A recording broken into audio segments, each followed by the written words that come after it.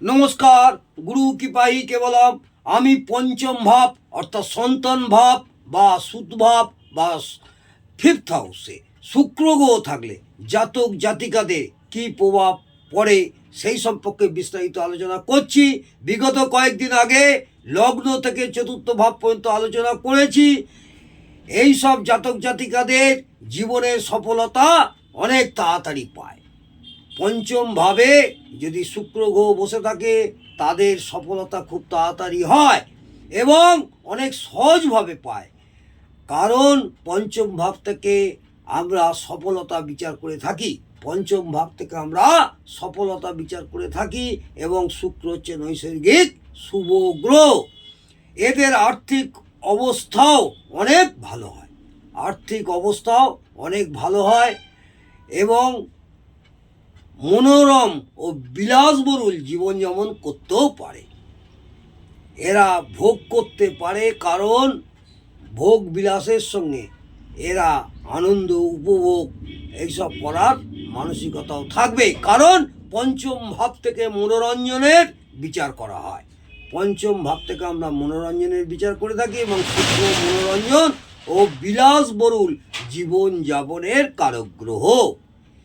এরা নিজেকে একটি শৌখিনভাবে রাখতে পছন্দ করে, এরা সবসময় নিজেকে একটু শৌখিনভাবে রাখতে পছন্দ করে এবং এই জীবনযাত্রার জন্য শৌখিন জিনিসপত্র ব্যবহার করতেও পছন্দ করে এইসব জাতক জাতিকারা।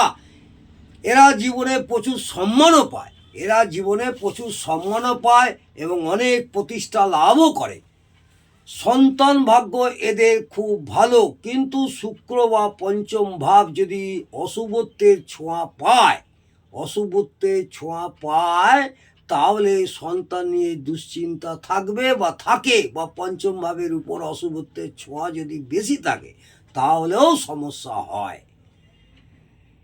এই অশুভত্বের ছোঁয়া পাওয়া কথাটির মানে হলো দ্বাদশপতি ষষ্ঠপতি অষ্টমপতির সঙ্গে সম্পর্ক স্থাপন করে, অথবা কোনো অশুভ গ্রহ বা অশুভ ভাবের অধিপতি গ্রহ, যেমন কিছু যেমন কেতু শনি রাহু মঙ্গলের সাথে সম্পর্ক স্থাপন করলে শুভত্ব কমে যায়। আমি এখানে যারা জ্যোতিষ নিয়ে পড়াশোনা করছেন বা যেসব ছাত্রছাত্রীরা জ্যোতিষ শিখছেন বা যারা নতুন জ্যোতিষ শিখে চর্চা করছেন বা প্র্যাকটিস করছেন, সেই সব ছাত্রছাত্রীদের একটা কথা মাথায় রাখতে বলবো যে মায়ের জন্মকুণ্ডলীটাও পঞ্চম ভাবের প্রথমে খুব ভালো করে দেখবেন। যদি তার মায়ের জন্মকুণ্ডলী থাকে তাহলে পঞ্চম ভাবটা অবশ্যই খুব ভালো করে দেখবেন। তারপর জন্মকুণ্ডলীটার একাদশ ভাব দেখবেন এবং তারপর পিতার জন্মকুণ্ডলীটাও পঞ্চম ভাব ও একাদশ ভাব খুব ভালো করে দেখবেন। এরা পেশাগত দিক থেকে খুব সাকসেস পায়, বিশেষ করে কোনো সৃষ্টিমূলক কাজে। এরা পেশাগতভাবে কোনো কিছু যাই করুক সব কিছুতে সাকসেস পাওয়ার সম্ভাবনা থাকবে, বিশেষ করে কোনো সৃষ্টিমূলক কাজে। পঞ্চম ভাবে শুক্র শুভ চন্দ্রের সাথে যুক্ত থাকবে, পঞ্চম ভাবে শুক্র শুভ চন্দ্রের সাথে যুক্ত থাকলে খুব সুন্দর কল্পনা শক্তি থাকে, খুব সুন্দর কল্পনা শক্তি থাকে, খুব ভালো প্রেমিক বা প্রেমিকা হয়, খুব ভালো প্রেমিক বা প্রেমিকা হয়, মনের মধ্যে সুপ্ত প্রেমও থাকে, রোমান্টিকতাও থাকে। এদের প্রেম অনেক শুদ্ধ নিখাত হয়, জীবনে একাধিকবার প্রেমের প্রস্তাব আসে, জীবনে প্রেমিক বা প্রেমিকার ক্যারেক্টারটাও খুব ভালো করে উপলব্ধি করে, কারণ পঞ্চম ভাব থেকে প্রেমের বিচার করা হয়, পঞ্চম ভাব থেকে আমরা প্রেমের বিচার করে থাকি। শুক্র হলো প্রেমের কারক গ্রহ, চন্দ্র হলো মনের কারক, অর্থাৎ মন থেকে প্রেম। তবে এই পঞ্চম ভাব এবং শুক্র যদি কোনো অশুভত্বের ছোঁয়া পায়, কোনো অশুভত্বের ছোঁয়া পায় তাহলে প্রেম সফলতা পাওয়ার আগে নষ্ট হয়ে যায়, অথবা প্রেম গঠিত ব্যাপারে মানসিক কষ্টও পায়। এইসব জাতক জাতিকারা এইরকম অবস্থা হলে প্রেম ঘটিত ব্যাপারে মানসিক কষ্ট পায়, বিশেষ করে অষ্টম ভাব ও অষ্টমপতির সঙ্গে সংযোগ স্থাপন করলে। অষ্টম ভাব লগ্ন সাপেক্ষে অষ্টম ভাব বা অষ্টমপতির সঙ্গে সংযোগে স্থাপন করলে, এই শুক্র রাহু ও মঙ্গলের সাথে যুক্ত হলে এবং তার সঙ্গে ষষ্ঠ ভাব অষ্টম ভাব ষষ্ঠ ভাব এবং অষ্টম ভাব এবং দ্বাদশ ভাব যদি কোনো